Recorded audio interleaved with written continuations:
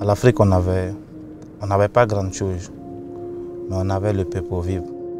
On avait cette convivialité de vivre avec les parents, les amis, cette joie de vivre. Mais on avait un rêve de réussir dans la vie. On avait ce rêve de venir en Europe parce qu'en Afrique, on ne pouvait pas avoir un boulot parce que tout ce qui est comme boulot, que tu as fait les études ou pas, il faudrait que tu connaisses des gens qui sont des hauts placés. C'est des parents, amis, alliés qui pouvaient trouver du boulot. Donc on espérait, en venant en Europe, trouver un bon boulot. En Afrique, on avait une autre image de l'Europe. L'image qu'on avait, c'était l'Eldorado, le paradis sur terre. C'était là où tout le monde est traité du même pied d'égalité. C'était là où toute opportunité était ouverte, qu'on pouvait facilement réussir. Et les amis qui reviennent de l'Europe, sans nous dire ce qu'ils ont enduré ici, ils nous disent seulement ce qu'ils ont apporté. Et c'était ce qui était intéressant.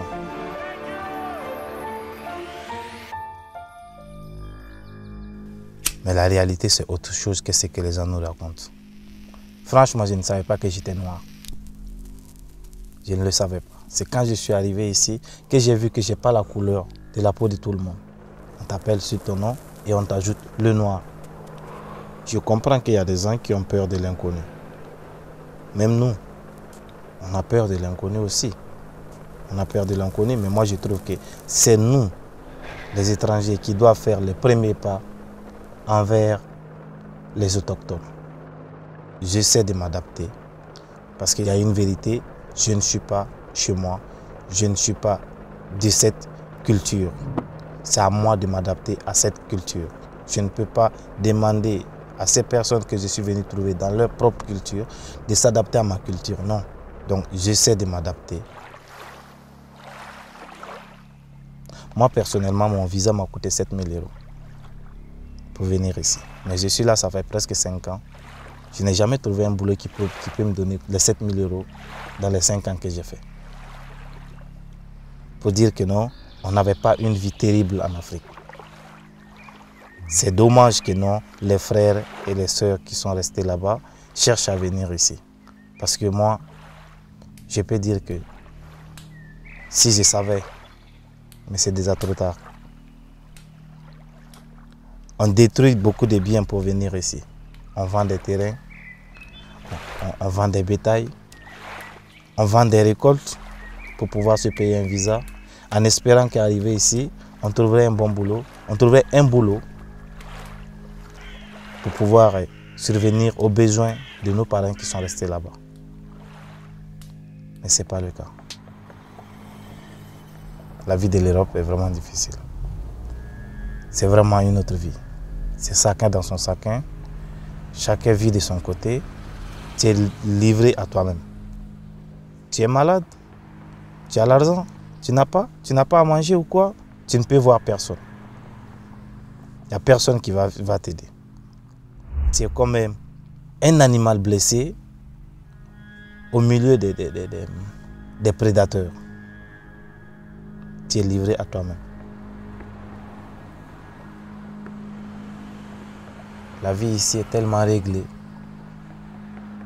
que tu vas au boulot le matin, tu rentres le soir, tu es fatigué, tu n'as pas le temps de voir ta famille, tu as tout ce que tu aimes loin de toi. C'est vrai, les gens que tu vis avec, ce n'est pas des gens que tu détestes, mais il y a cette famille-là qui te manque, tout ce que tu as connu qui te manque. Le chant des oiseaux le matin qui te manque. Le bruit des femmes en train de murmurer en allant chercher de l'eau au marigot le matin qui te manque.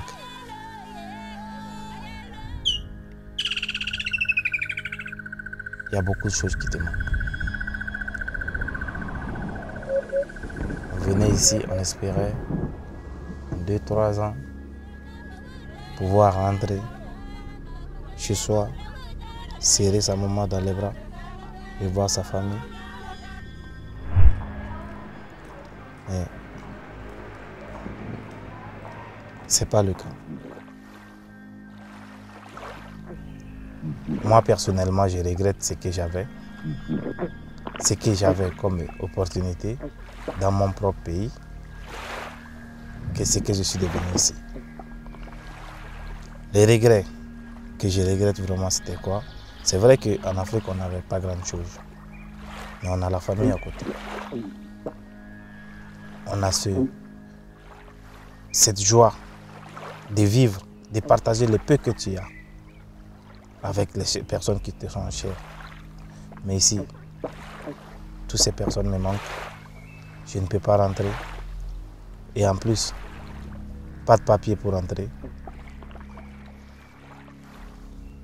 C'est difficile d'expliquer à ma famille que je regrette mon choix d'être venu ici. C'est difficile parce que beaucoup d'espoirs se sont basés sur moi. Tous ceux qui ont contribué pour que je puisse arriver ici espèrent ma réussite, espèrent que je puisse leur rendre ce que j'ai pris, que je puisse les aider à mon tour. C'est très difficile de raconter ça à ma famille parce qu'ils ne me croiraient pas. Personne ne me croirait. Si moi, personnellement, si je rentrais au pays comme ça, seulement, je n'aurais plus de famille, je n'aurais plus d'amis, parce que je serais vu comme un raté.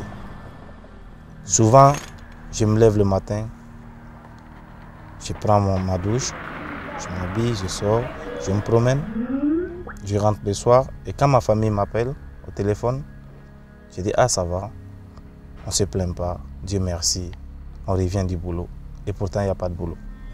Souvent, la journée, ma famille m'appelle, je dis « Allô, non, je vais vous rappeler le soir parce que je suis au boulot. » Et pourtant, ce n'est pas vrai, je ne suis pas au boulot. Mais je ne peux pas leur dire cette vérité parce qu'ils ont l'espoir sur moi. Leur dire cette vérité, c'est briser cet espoir qu'ils ont placé en moi.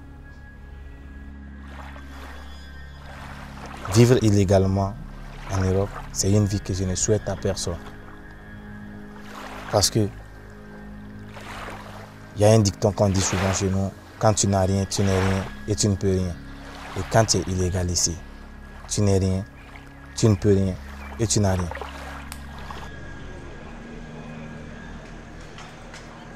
Ici en Europe, je peux dire que je me sens bien. Je peux aussi dire que je ne me sens pas bien. Je ne me sens pas bien parce que j'ai beaucoup de chair qui me manque. Mais je me sens bien parce que je me sens en sécurité. Et j'espère un lendemain meilleur. Et je continuerai à me battre. Chaque jour que Dieu fait, je garderai le sourire. Et je continuerai à me battre en espérant qu'un jour, ça ira. Et que je pourrai revoir ces personnes qui me manquent, qui me sont très chères.